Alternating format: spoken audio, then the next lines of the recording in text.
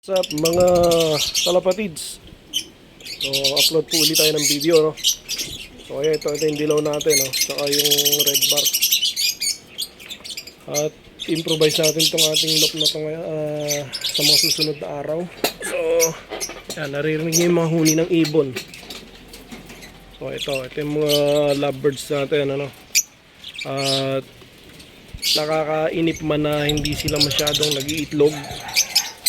Dumadami lang sila dahil sa mga nahuhuli na din natin dito sa loop natin, yung mga dagit na mga malilit na ibon na yan. So may mga pares tayo dito, pa isa-isa lang yung buga, kaya yan, dumadami sila sa sa dagit. So yan po, no, yung mga blue na ibon halos dito, pero halo-halo na rin po yan. At dito naman yung mga green. At may isang dilaw tayo dito. Saka dun. Yan. Yan, medyo natatakot sila eh. So ayan po, no, medyo nanahimik sila, oh. Improvise natin tong ating loop sa mga susunod na araw para maipakita natin. Ayan, oh, meron tayong wild type. Tatlo na sila. So, nagpapares naman yan sa mga danpao dito na nakuha din natin. I mean, binigay sa atin. Kaya tayo nagka-interest din na magparami nito. Kaya lang nga, hindi masyado nag-iitlog, ano? So, ayan, halo-halo sila.